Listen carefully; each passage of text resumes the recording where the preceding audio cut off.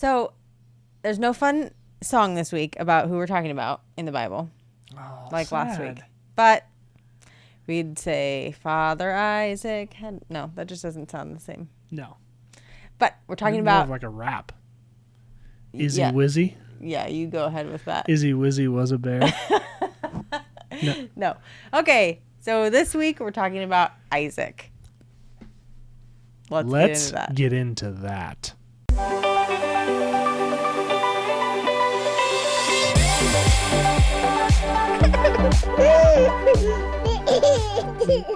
Before we jump into today's episode, we just wanted to share a few things with you. First, we'd like you to like this episode and then subscribe to our podcast. If you're doing that on YouTube, also hit the bell notification so that you know when we post anything new. And then share this with somebody that you feel like this would be beneficial for. That's right. If you would like to support our show further, we would welcome that. You are welcome to do that at anchor.fm/marriagebydesign to check out your options for supporting the program financially. Otherwise, guys, the links to our social media are always in the description of every video, so feel free to check those out there. And now, let's get to the show. Hey, everybody. I'm Nathan Warnock. I'm Andrea Warnock. And you have reached us for Family Friday on the Marriage by Design podcast. This is a show that we release every Friday or Thursday or whenever we want. Or sometimes, we do what we want. Sometimes not every. Sometimes every few. But point is, one coming at you right now, and we will be talking about God's design for parenting and family and practically what does that look like in our families. So last time we started this kind of 3-part series talking about the fathers of our faith, Abraham, Isaac, and Jacob. And we talked about Abraham, so now we're on to Isaac. So this is all found in Genesis. If you go back to Genesis, what we talked about was with Abraham is he was married, he was first known as Abram. He was married to Sarai. They were old as balls and they had no kids. What? And God gave them a promise that they would have descendants that like outnumbered the stars. So, but they were old, so they started to doubt that and crazy circumstances. Anyway, their names got changed to Abraham and Sarah by the Lord. Jinx, can't talk for the rest of the episode. So, Nathan, now you can. Okay. So. Wow. So their names got changed. She got pregnant when she was in her 80s. They gave birth to Isaac. And then crazy circumstances. Isaac almost got sacrificed by his dad because the Lord asked him to, but he didn't. He was spared because the Lord spared him. And it was just a really cool story of, man, some big blunders that they made, that Abraham had made. Yeah. But also huge faith in the Lord to believe really at the end believed the Lord's promises so strongly that he was willing to do something that the Lord had asked him to do that was totally contrary to the promise that he had given. So and Isaac went along with it, and what we can assume is that he had to have that sort of faith in the Lord too, because he was old enough to have not gone along with it. And yeah, maybe around 20 at the time you thought. Right. He was old enough to have said, yeah, I'm not walking up this mountain with you to be sacrificed. I'm not going to lay on this altar. So he clearly seemed to have had the faith in the Lord too, that he would figure out a way to make this work. So I think the question then for this week is, what's Isaac got to do with it? What's great. Isaac but a second founding father of a faith? Oh. What? You seemed sad that you didn't have a song. That is a great song. So have you been just sitting over there percolating on that this whole time? Yes. Thank you for that. But now I can pay attention. Thank you for your contribution. You're welcome. Okay, so now we have Isaac. Abraham is gone. Isaac marries Rebecca. Becky. And Baka? they have no children. The pattern is kind of repeating. So Isaac and Rebecca, they have no children. They get into their 60s, still barren. But it says Isaac prayed for her to bear a child, which makes me think, have you never prayed for it before that point? But anyway, the Bible makes it clear that he prayed for Rebecca to become pregnant. That is a good call. Maybe he was cool without having kids. I don't know. I have to go back and read that passage. I don't remember if he was upset about that. I wouldn't think so, because he knows that the promise of Abraham that's true. only runs through him. Right. So he prays for Rebecca to be pregnant, and she does. The Lord hears his prayer, and Rebecca becomes pregnant with twins. Babe, your thoughts on getting pregnant with twins? Oh my gosh, no, I don't. I don't ever wish that on myself. So twinnies. Then the Bible talks about that she, at the time of her needing to give birth, they find out, it seems like they find out then that she's pregnant with twins. Yeah, so it's kind of crazy because it says, so Isaac doesn't get married until he's 40, when he takes Rebecca. And Rebecca is sort of a wife of promise. Not sort of, she is a wife of promise as far as, how she ended up coming into God's life. I mean, Abraham sent a servant ahead and said, hey, this is the woman. Yes. This is what she's going to be doing. Go find her. Yep. And he found her doing exactly what Abraham said she would be doing. They get married when he's 40. And then in chapter 25, verse 21 of Genesis, it says, and Isaac prayed to the Lord for his wife because she was barren. And the Lord granted his prayer, and Rebekah, his wife, conceived. And now it seems like she knew that she was having twins, because in verse 22 it says the children struggled together within her, and she said, if it is thus, why is this happening to me? So she went to inquire of the Lord, and the Lord's going to answer her prophetically, and he's going to say, 2 nations are in your womb, and the 2 peoples from within you shall be divided. The one shall be stronger than the other, yet the older shall serve the younger, which matters for purposes of the birth. So verse 24 says, when her days to give birth were completed, behold, there were twins in her womb. The first came out red, all his body like a hairy cloak, so they called him Esau.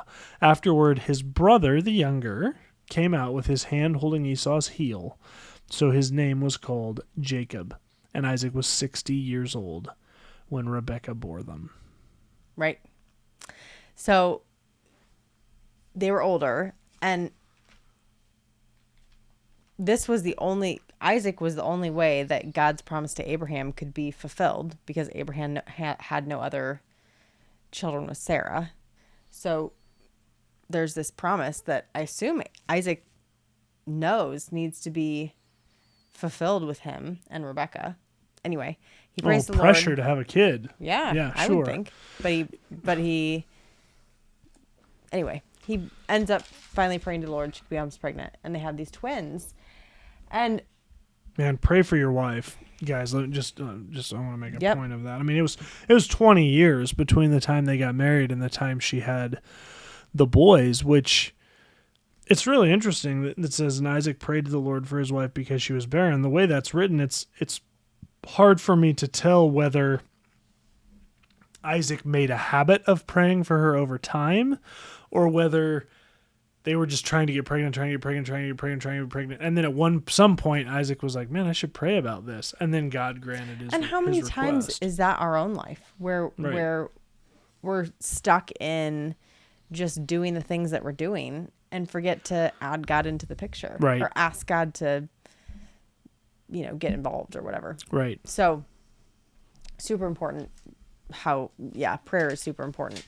So they have these kids, and at the time, the birth order, especially in regards to sons, was very important, because the older son got a larger inheritance. The oldest son got a double portion of the inheritance than the other sons did, and they in a Jewish family would also receive a blessing. Right. So it was important that Esau was the older son, the oldest son, and Jacob was the younger son.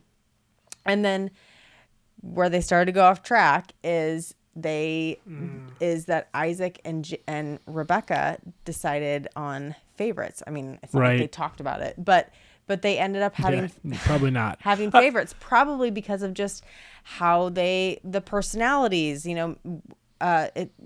Esau was a hunter, and maybe that personality was more like Isaac, and could be. Jacob was more of a homebody, and so that was probably more like Rebecca. He probably just spent more time with Rebecca, and vice versa. Yeah, it's hard to. I mean, so verse 27 says, "When the boys grew up, Esau was a skillful hunter, a man of the field, while Jacob was a quiet man dwelling in the tents.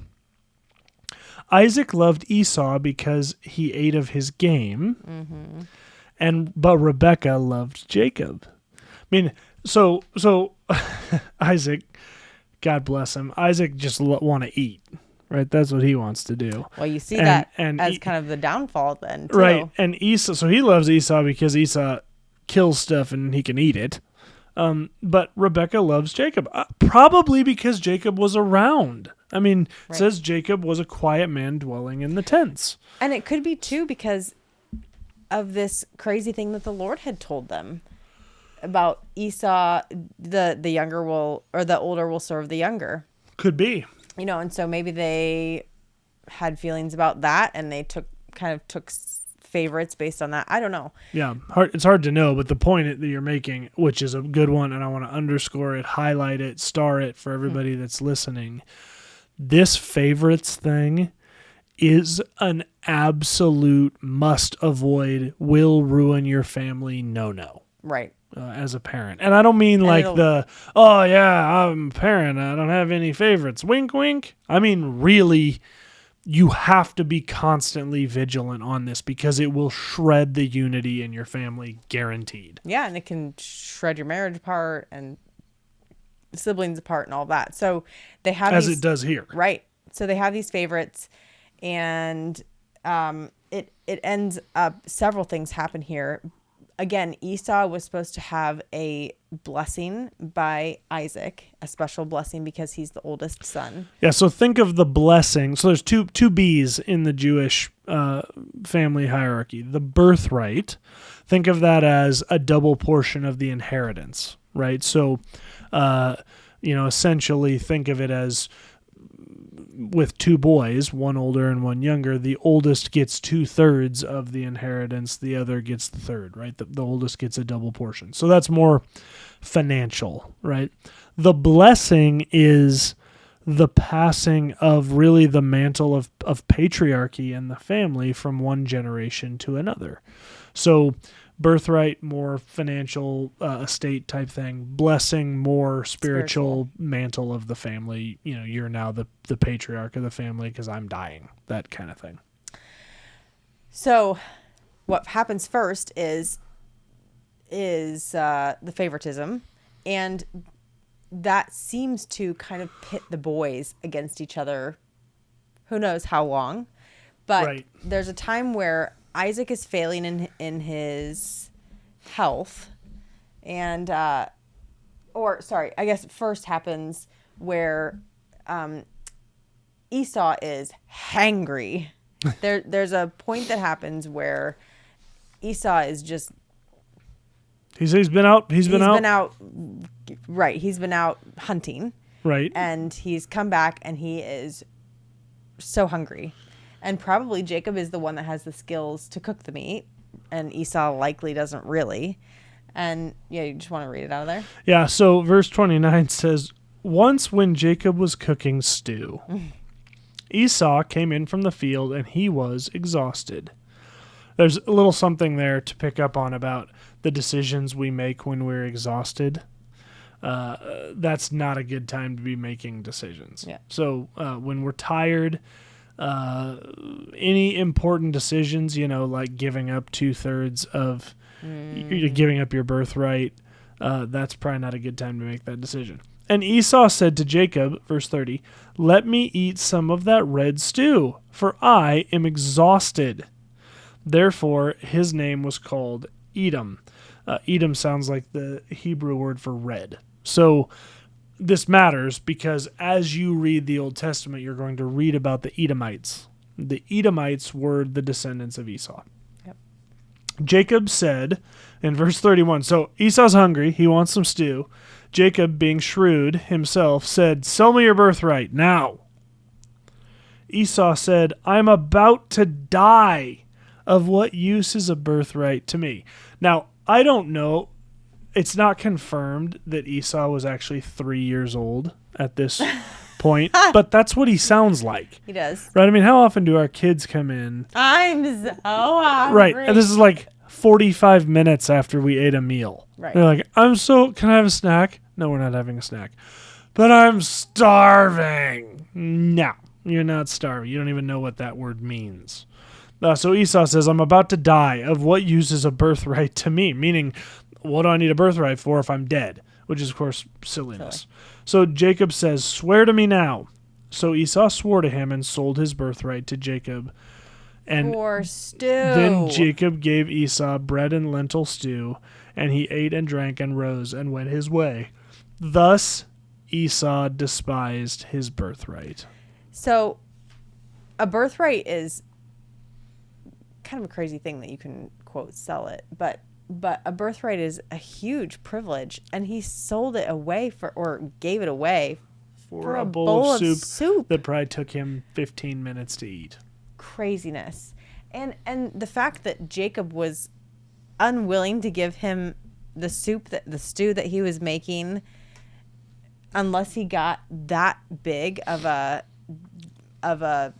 payment for it, or any payment at all, really, is crazy. And it just goes to show their relationship with each other. It was likely really horrible, and one was willing to profit off the other in a moment of need. So can I ask a question, babe? Yes. Do you think Jacob came up with that idea on his own? I mean, the Bible doesn't say, although there's some indication we're going to get to in a little bit that makes me think maybe not. It's but possible. But the Bible doesn't say with this particular story.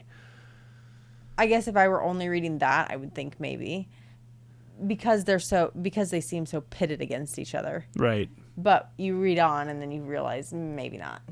So we'll talk. Right. We'll talk about that. Yeah, you mean maybe he didn't come up with it on his own. Yeah, I think I've come to the place of, and it doesn't, ultimately we can take away from it. We can learn our spiritual lesson from that without knowing, but I'm betting that was coming from Mom. Right.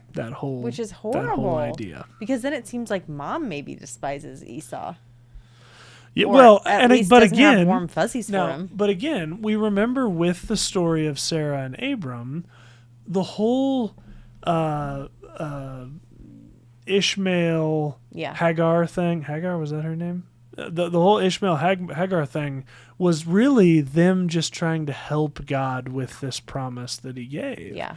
Well, remember that prophecy that we read from the Lord. It says, and the Lord said to her, Rebecca, that the younger will serve the older. The older shall serve the younger. Sorry, yeah. And so it could have been not her necessarily hating Esau because he's Esau.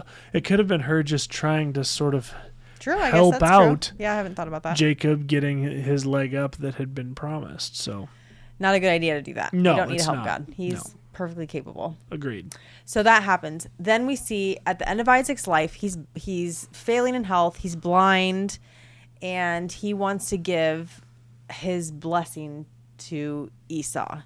So he makes that known that he wants to do that, and Rebecca tells Jacob, "You need to go put on some," because remember Esau's very hairy. I think that dude must have been like really hairy, because Rebecca tells him, go put on fur from an animal and then go into your father and get the blessing instead of Esau. I mean, that guy must have been really hairy if you can put on the fur of an animal and trick dad. So anyway, Jacob does that. He's told by his mom to do that. So he does. He goes into his dad Isaac and gets the blessing. I mean, Isaac kind of questions, like, is this really Esau? But ends up deciding this is. It's a pretty elaborate scheme Yes. that Rebecca comes up with. Right. And it really is Rebecca's. I mean, there isn't really any indication in here that But Jacob was willing to go Jacob along with it. right, but I mean, there isn't. It's not like they're co-conspiring as you read this. It's Rebecca's. Rebecca was eavesdropping Yes. on Isaac and Esau. And Esau, same, she right. comes up with this plan, either spur of the moment or more likely had been thinking about this for some time and just waiting for the opportunity. Yep. So, yeah, So it's not good. The blessing is given to Jacob, and then that's it. Like it's done and over. You can't take it back and then now give it to Esau. Esau finds out about that and is devastated. Right. And it worth pointing out, so's Isaac. Right. Isaac finds out about it and he's devastated as well. But again, there's no takesy backsies. Is that in the Bible? Takesies, Yes, backsies. I think that was a verse somewhere Okay. in there. Yeah. And that's kind of how it ends. Yeah, it says, so Esau said to his father, "Have you but one blessing, my father? Bless me, even me also, O my father." Yeah. And Esau lifted up his voice and wept. And Isaac his father answered him and said, "Sorry's no takesy backsies." No, it doesn't say that. He does give him a blessing, but it's not the same as the blessing that like he gives the blessing Isaac. that he gave. Right. So Or gives Jacob. So Jacob ends up with the birthright and the blessing. Right. Through probably not the way that, I mean, I don't even know that God intended for him to have the birthright and the blessing. So obviously not through the way God intended it to be, because God does not need our help. And it would never have been God's desire for Esau and Jacob to be at odds with each other, and for parents to kind of pit one against the other. And anyway, so and can I just point out that a consequence of this for Rebecca is that Esau's going to leave that meeting with Isaac with blood on his mind. I mean, he's going to find Jacob and he's going to kill him. Yep. And Rebecca, this son that she loves, she has to basically pack him up and send him running from his brother to go live with Laban to save his life.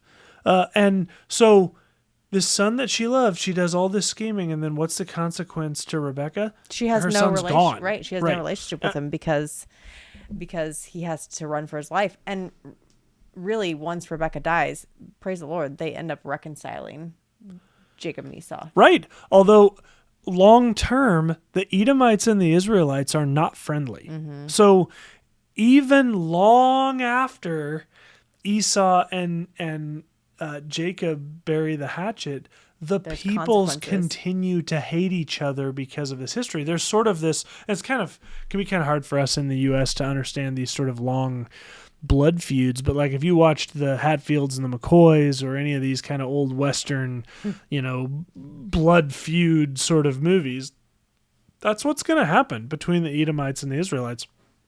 Long after there's actually forgiveness between Esau and Jacob, they're going to continue to impede and pester each other to the point of real people losing their lives because of what Jacob did to Esau.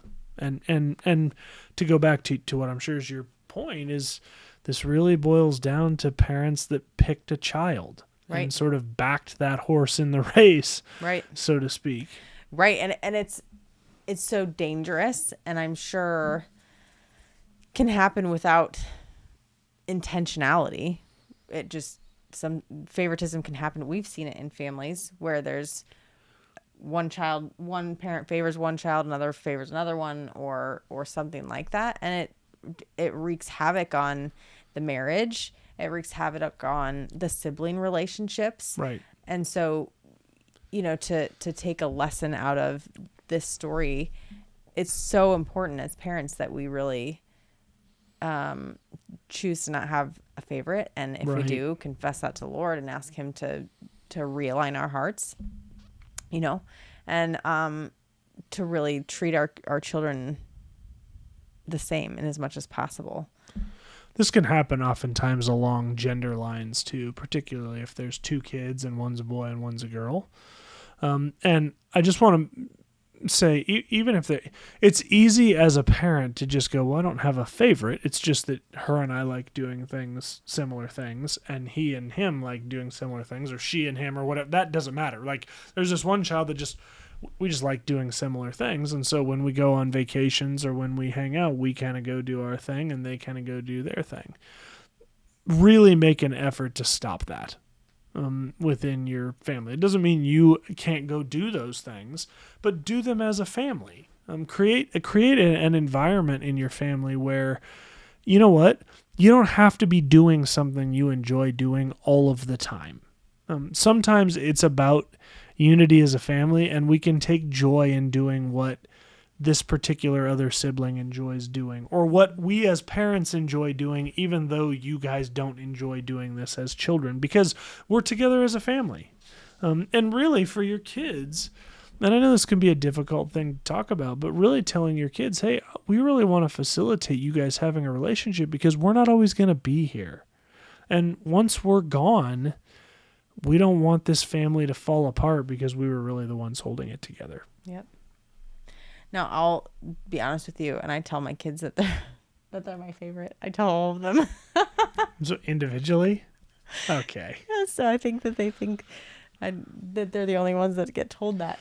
That's similar to what I do, which is tell them all that they're completely worthless. You do not. That's ridiculous. But no, I do that together. I do sometimes tell them that they're my favorite, but I make sure to tell them all like the same amount of times. But wow. It kind of goes, it's sort of because, so our friend Ty used to say, I think I'm God's favorite. Not really, but kind of. And it goes to the way he felt about his relationship with the Lord. I feel like I'm a favorite of the Lord's. Even though I know that's I'm not real. I know right. That's not real, but I kind of do feel like that. Right. And I want my kids to feel like my parents, I was their favorite. I know not really, but I felt like it. Right. And I want all of them to feel that way. Right. So anyway, a great lesson to learn from one of the fathers of our faith, Isaac, who had great faith in the Lord, and we can see that in his life, but he also really fumbled the ball with his parenting in a certain way, but yet God still really honors him. And we can see that in founder of the faith. Right. And him being the founder of a faith, and in Hebrews in the Hall of Faith. So another encouragement as parents that we can really fumble the ball sometimes in our parenting, but we can also have some really great faith and turn that around. So it's great. It's great. All right. Love it. Thanks, baby. Well, thanks for joining us. Hopefully you have a great weekend, and remember, God is for your family. Family.